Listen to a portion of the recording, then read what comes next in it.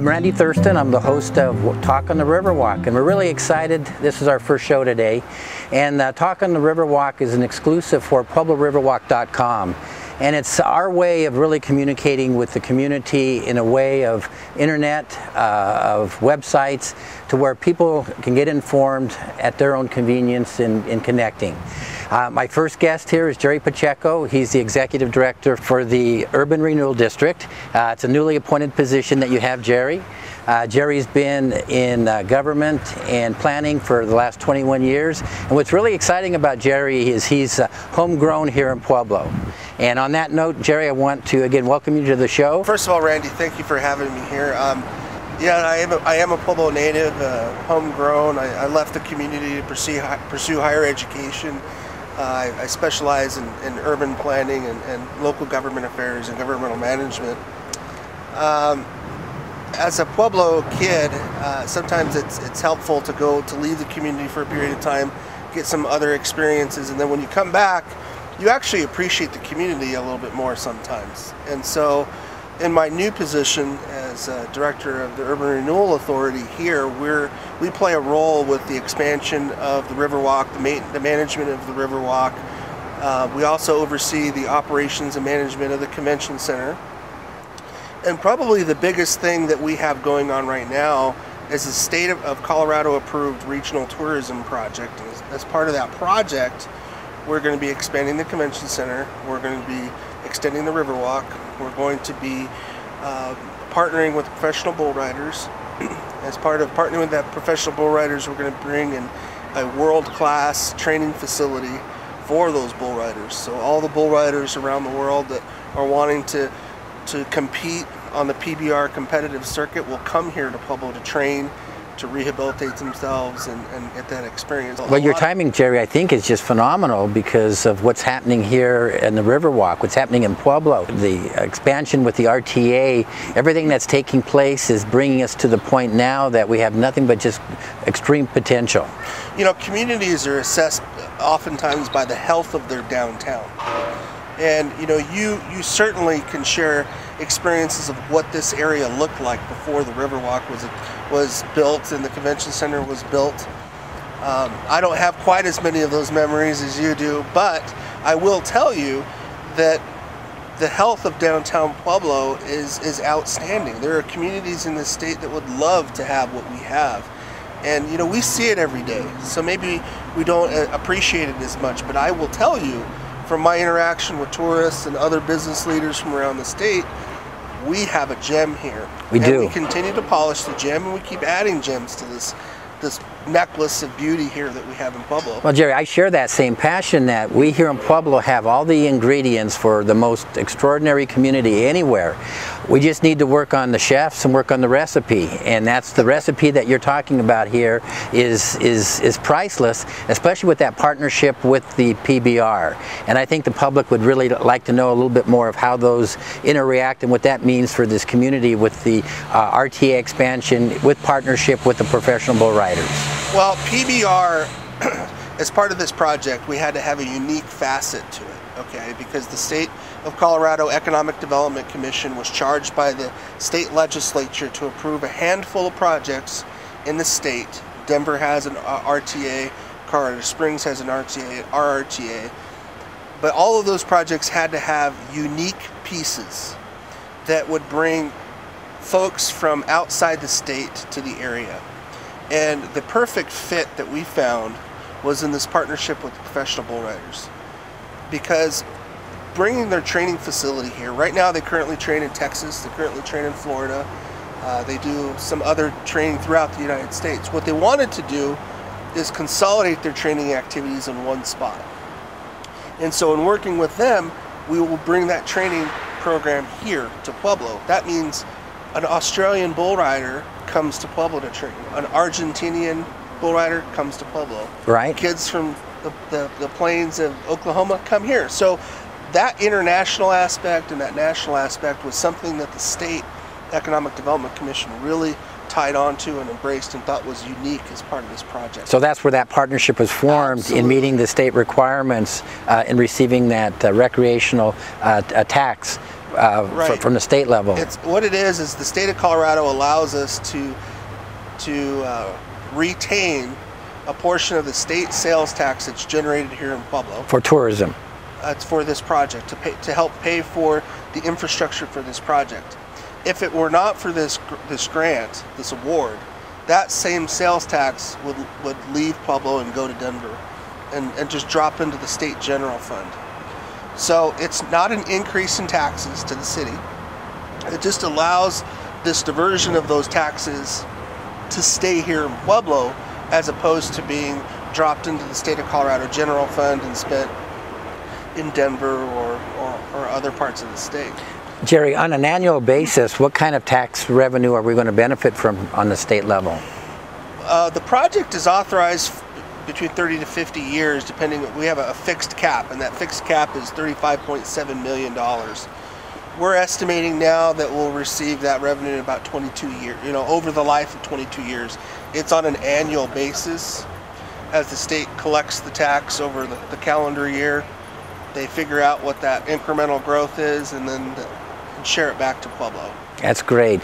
Tell me, Jerry, what's this facility going to look like for the training for the professional bull riders? Well, it's going to be a facility that'll be managed by PBR and some of their affiliates. We're still working on the details now. We're working on the final designs of that. Originally, the convention center expansion was going to happen first. The PBR training facility was going to happen second. The state required us to front load the PBR piece. So we basically have added them together.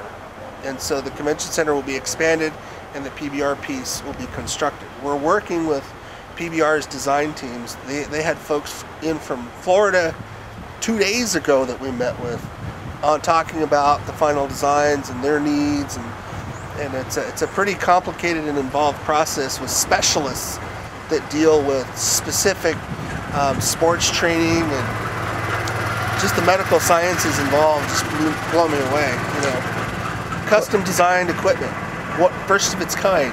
Really? They have folks from MIT that are patenting these things that they're building specifically for these training programs.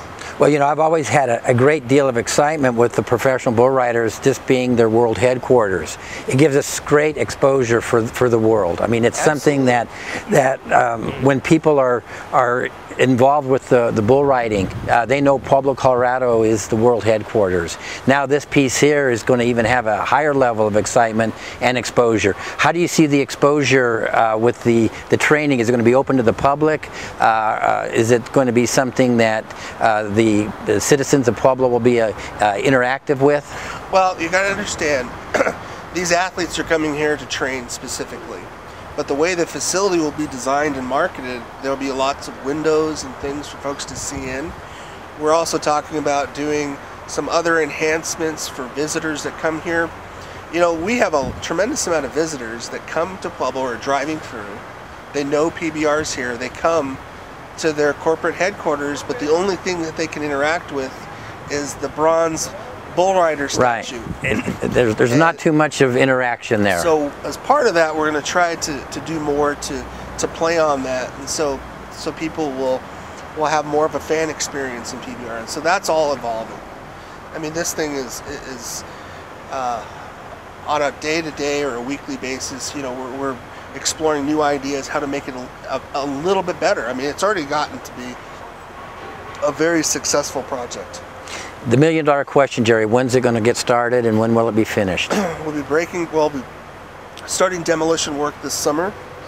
We hope to break ground officially on the final design convention center expansion late fall, probably early spring. That will be open and operational in 2018. The expansion of the Riverwalk is more than just the partnership with the PBR.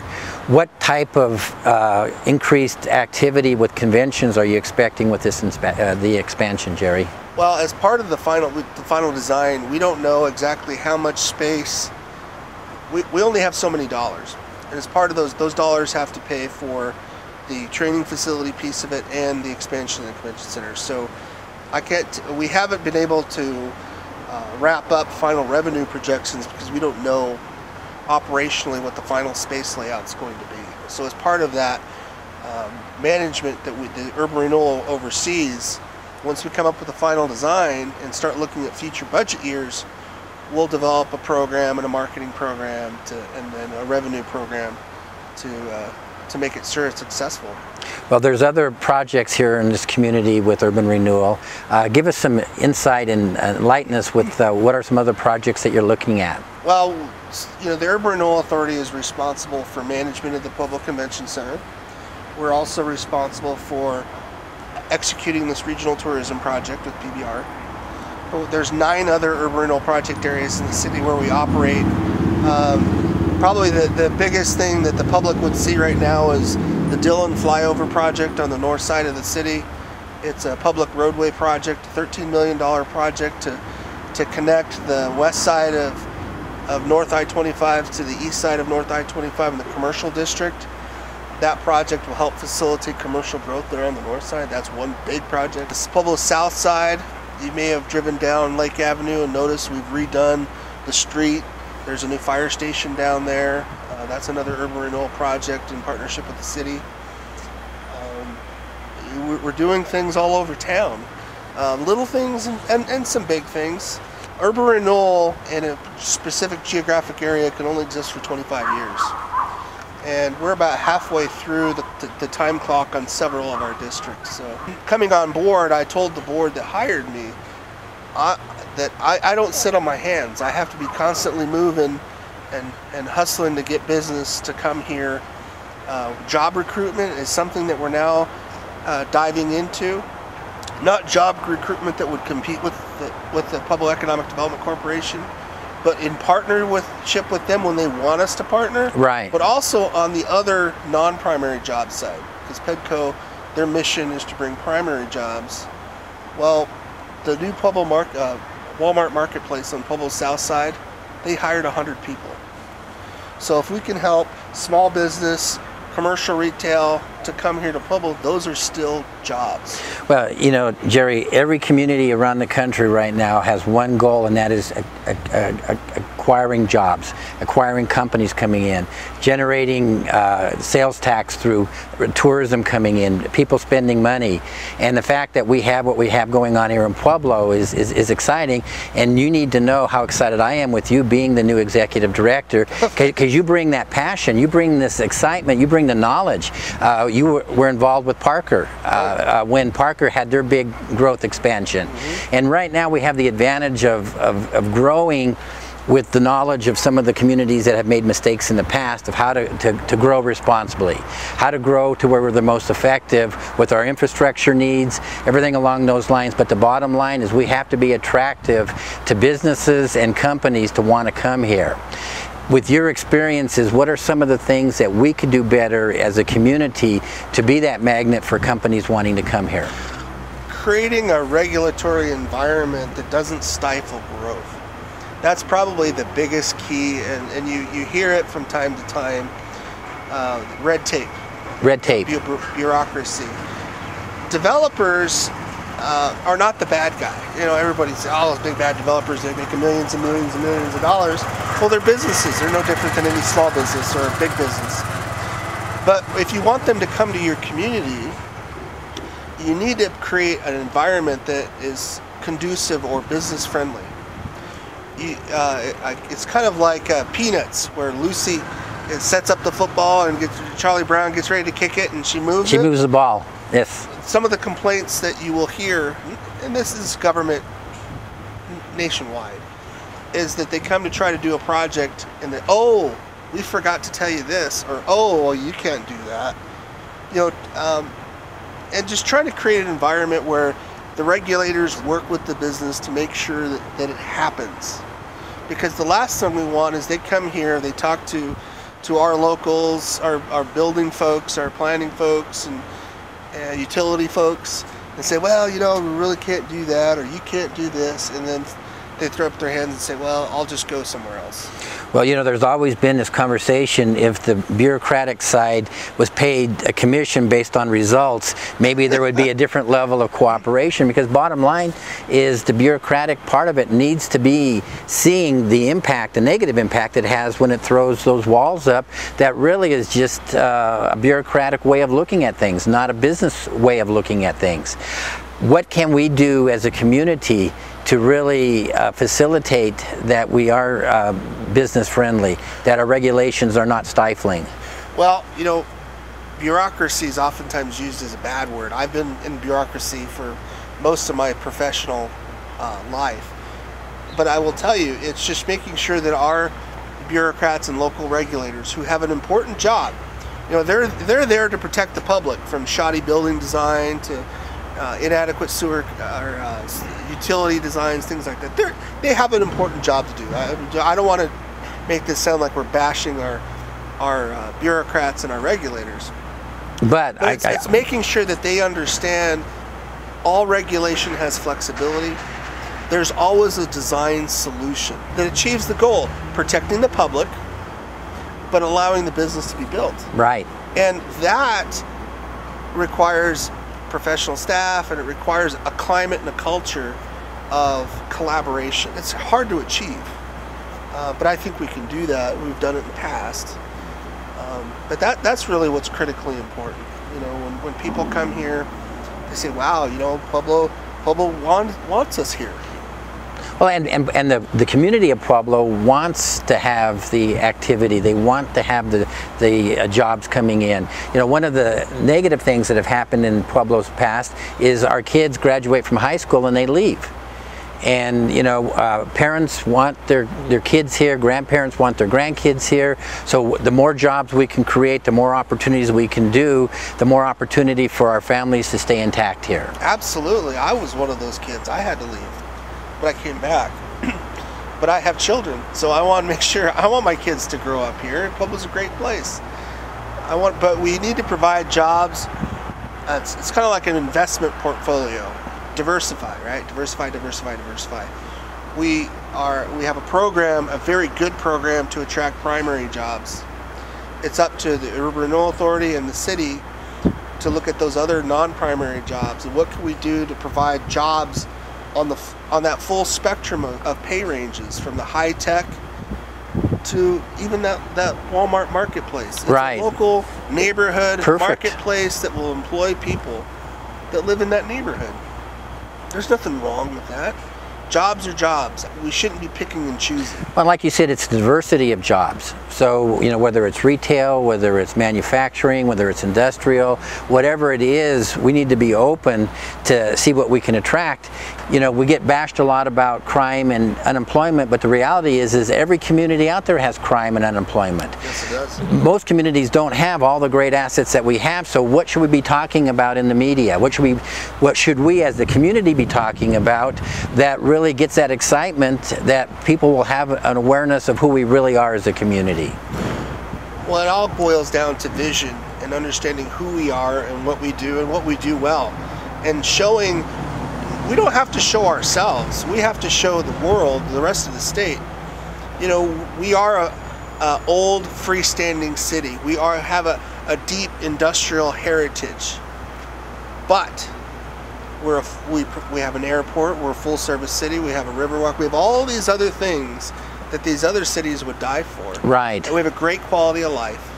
And a low cost of living. We have sun, we have more sun than 300 days of sunshine. I love it. Other parts, it's yes. a great place to live and work and play. Just natural population expansion, the state of Colorado is going to grow. And the north central part of the state, the Denver metro area, they're reaching physical limitations on water supply and other things. And so prospectively moving forward, that population growth has to be absorbed in other parts of the state. And you know, Fort Collins has grown, those other little communities on the South Platte, but they don't have the capacity that we have. Right. And we're on I-25, and I believe, at least, you know, in the next 20-30 years, there will be a shift, and we could be poised to accept a lot of that growth and employment and service delivery. You know, one of the things that is interesting besides the growth, because we both know we will have that, but it's managing that growth in a responsible way that will make us, again, a community of excellence. The quality of life will be maintained, and that's, again, where my excitement, Jerry, with you being part of managing that growth. If it's done well, it creates a healthy environment, a healthy city.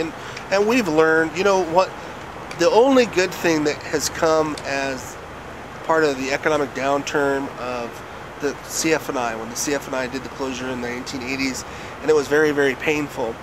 But there are communities in the upper Front Range that grew during that period of time and built not very nice neighborhoods and not very nice shopping centers, and they're dealing with poor planning and poor growth. Right. And so we have the ability now to learn from their mistakes. Certainly, when I worked for the town of Parker during the big growth boom, I've seen the good parts of growth, and I've seen some horrible experiences of growth. And just you know, working with the city to make sure what we do is done smartly and that benefits the city. And Jerry, I like how you said that sometimes no growth is better than bad growth, yeah, and poorly developed growth.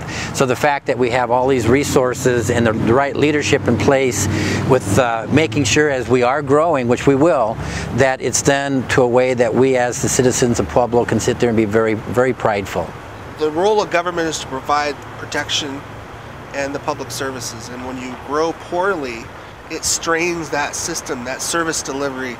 You're sending police officers and firefighters further distances, or you're not providing good, quick, direct routes, and you're stretching their response times.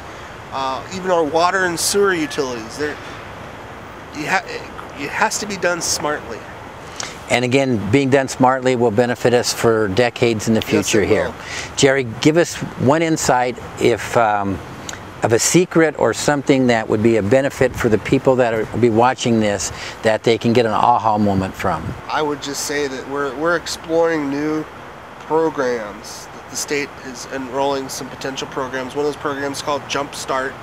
You can certainly do the research on the state economic development website, but it's a jobs program that would provide significant incentives for new companies to come to Colorado that would partner with a local institution of higher education. So what we're looking at in partnership with Pacheco, can we bring jobs in that partner with CSU Pueblo or Pueblo Community College? I love it. And there's tremendous incentives to bring those people here. So if we can use that to bring high tech, and we can go put them by CSU Pueblo, it'd be huge. Home run. Absolute home run for this community there. I want to, again, Jerry, thank you so much for taking time this morning. This is going to be a very insightful viewing opportunity for the people that tie into PuebloRiverwalk.com. We'll be going to the next week with some new guests here.